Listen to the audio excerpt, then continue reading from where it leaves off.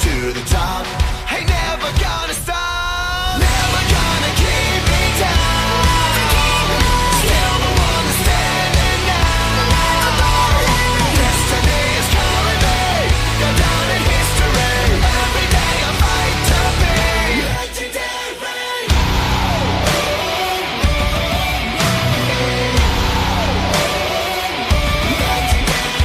Fly high, or will I fall? Legend.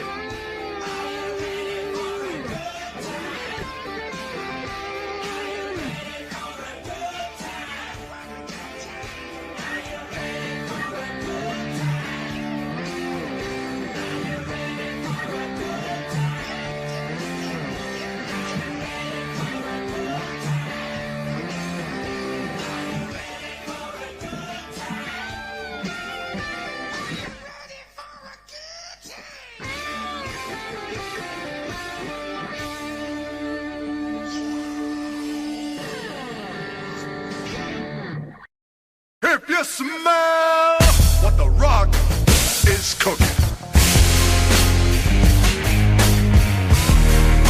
The Rock says, The Rock says,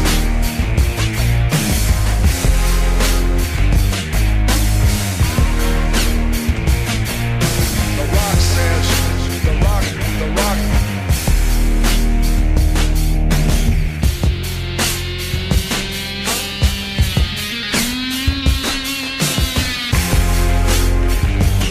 I hear voices in my head, they counsel me, they understand, they talk to me.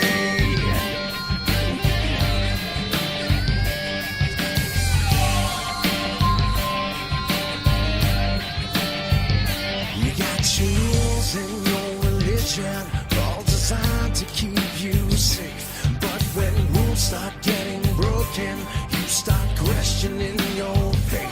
I have a voice that is my savior, hates to love and loves to hate. I have a voice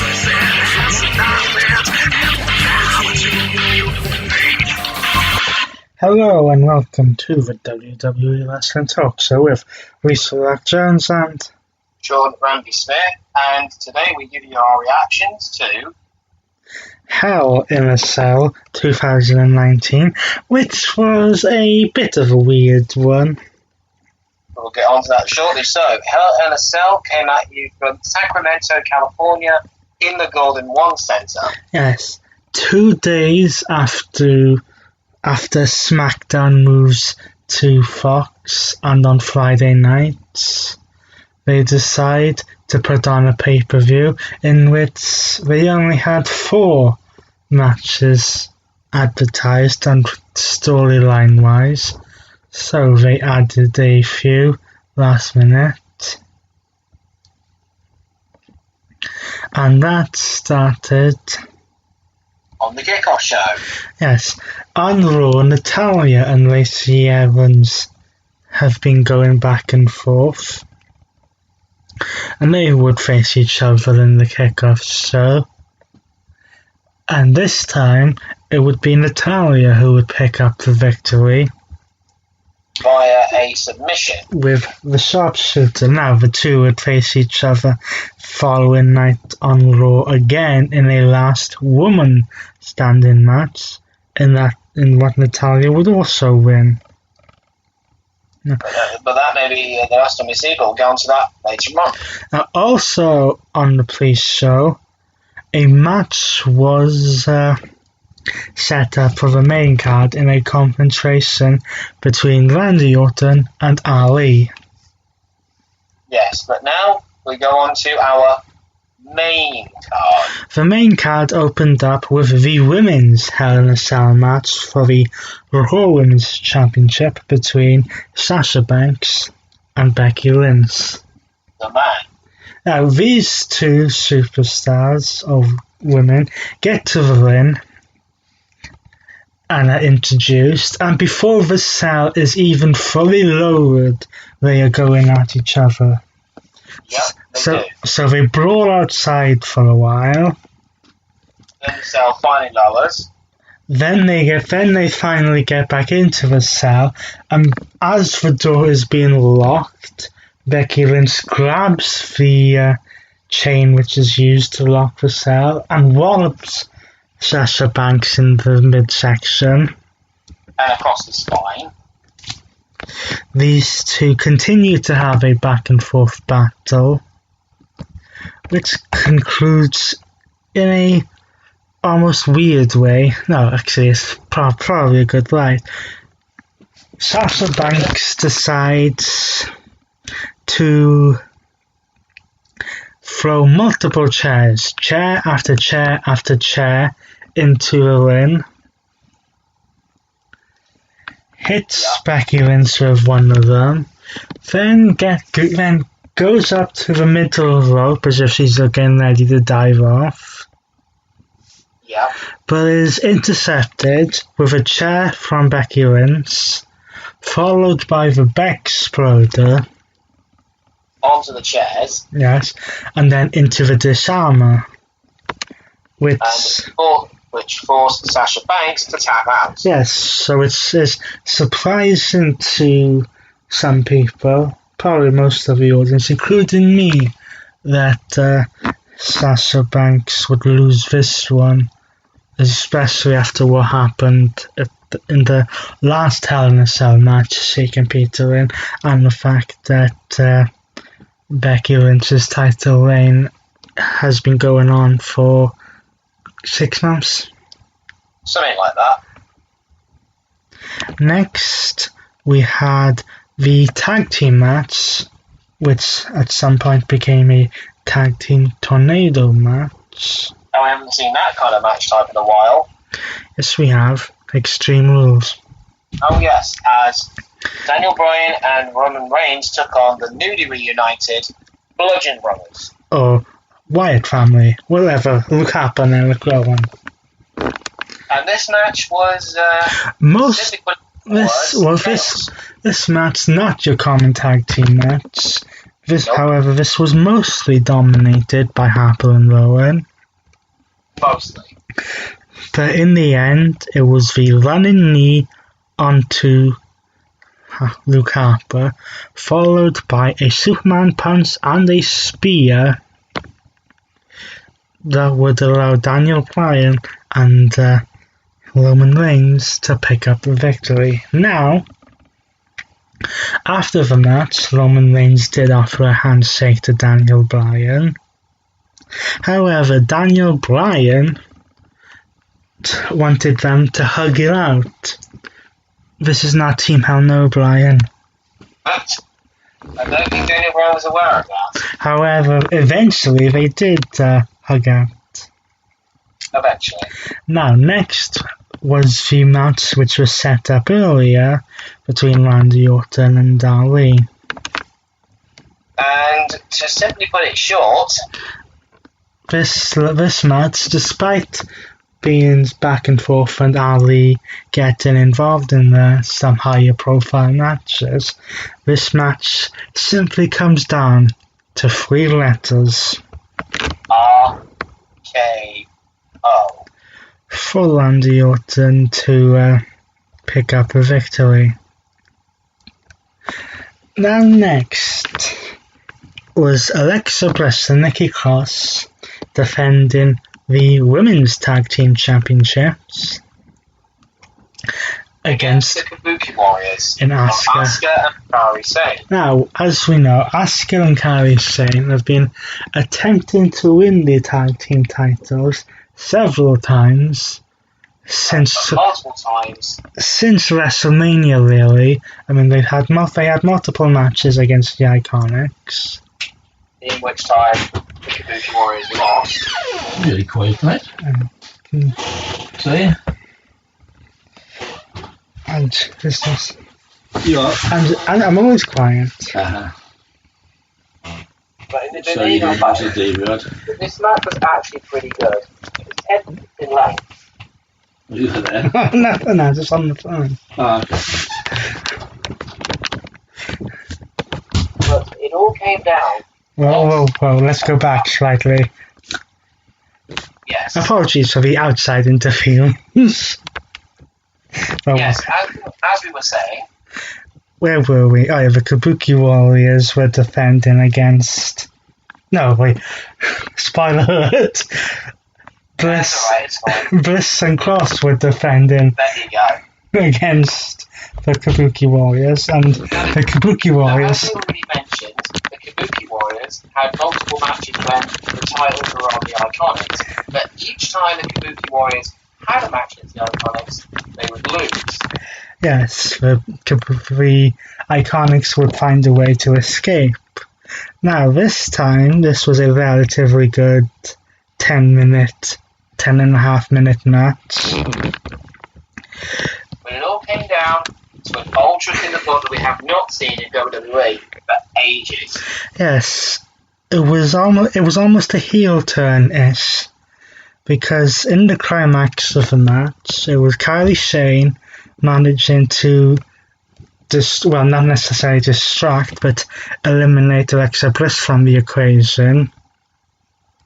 And whilst Nikki Cross looked at got slightly distracted by what happened, Asuka managed to hit her with a famous move from Tajiri known as Green Mist.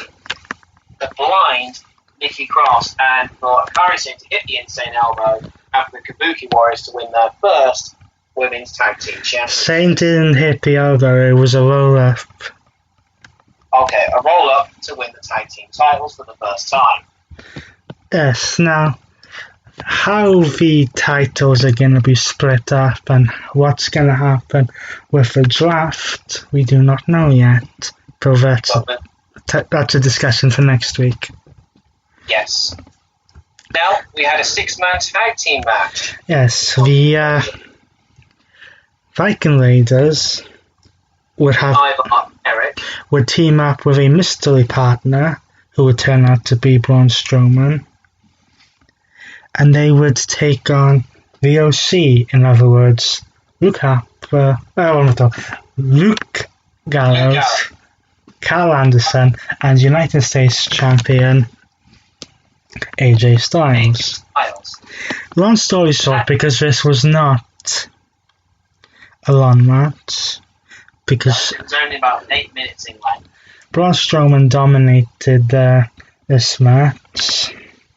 He did. So the OC decided to attack him as a trio, which caused a disqualification. But we'll get on to what happens with Braun Strowman, because he seems to be in a little bit of a rivalry, but that's another discussion for another time.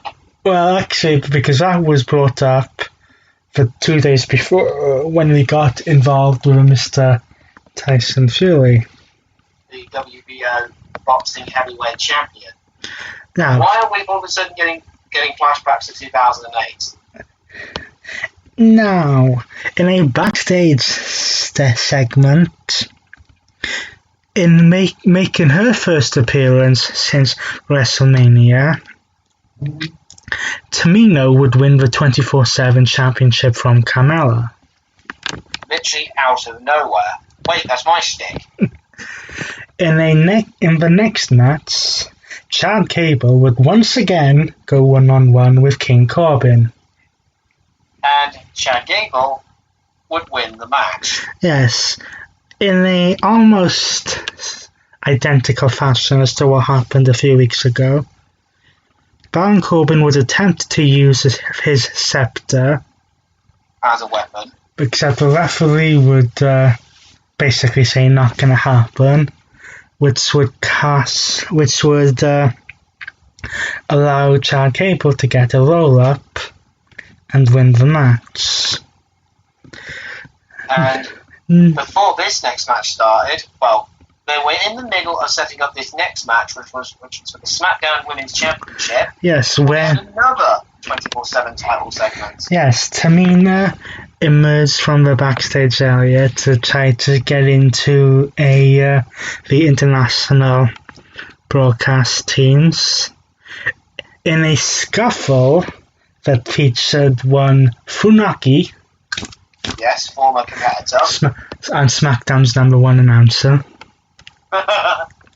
Carmella performed a super kick on Tamina, which allowed R-Truth to pin Tamina to win his 20th, yes, you heard me right, 20th 24/7 championship.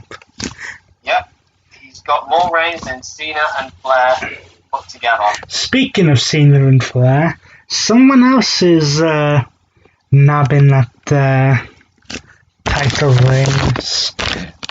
Oh, as we shall say, wait, it's a daughter of one of them, as we shall talk about next, because next, in the match which occurred before the match which I do not really want to talk about, yeah, Bayley would defend the SmackDown Women's Championship against Charlotte again. Now this match was actually not a bad match. No, because these two, like Becky and Sasha, have known each other pretty much since they came into the company and know how to work well together.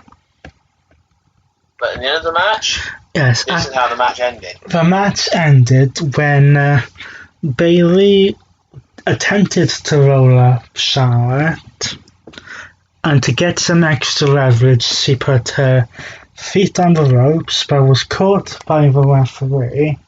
So the referee, she's having an argument with the referee, As per usual. gets kicked into the corner by Charlotte, who then catches her into the figure eight and forces Bailey to tap out, allowing Charlotte to pick up her 5th SmackDown Women's Championship, her 10th Women's Championship overall on the main roster, being 1 Divas Champion, 4 Raw Champion, and now 5 SmackDown Champion. But if you include the NXT Women's Championship into that, it is 11. Look out, Daddy, your daughter's catching you up. And now, sorry, Booster Rock, we're going to have to talk about the match now. Yes. This match, Which was for the Universal Championship Yeah. inside Hell in a Cell, as Seth Rollins defended his championship against The Fiend. now, I just want to be clear before I start this. It's not the match I have a problem with. It's the ending. The match This in is itself, this before in, the ending, this entire match took place with red lighting being shown down onto the ring. and that was fine. Yes, they would go at each other. They would Bray Wyatt, or say the Fiend, would hit Sister Abigail for a near fall. We would use the cell as a weapon. They would get into Steel steps. Ouch. But how we go on to this? Bray Wyatt was hit with not 1, not 2, not 3, not 4, not 5, not 6, not 7, not 8, not 9, not 10, but 11 stomps in total. Try and keep The Fiend down. And then when that didn't work, he went to his deep into his bag of tricks and pulled out the pedigree. Thank you very much, Hunter. But when that wasn't enough, Seth Rollins decided to grab a sledgehammer. Yes, well, in all of this, we had a steel chair, a ladder, a toolbox. All of this targeting the Fiend's head. Yeah. And when none of this worked, we would once again see the influence of Triple H with a sledgehammer, in which the referee urged Rollins not to use it. After Rollins slammed the sledgehammer onto the top of the weapons that were on the Fiend, for some bizarre reason, the referee calls for the bell,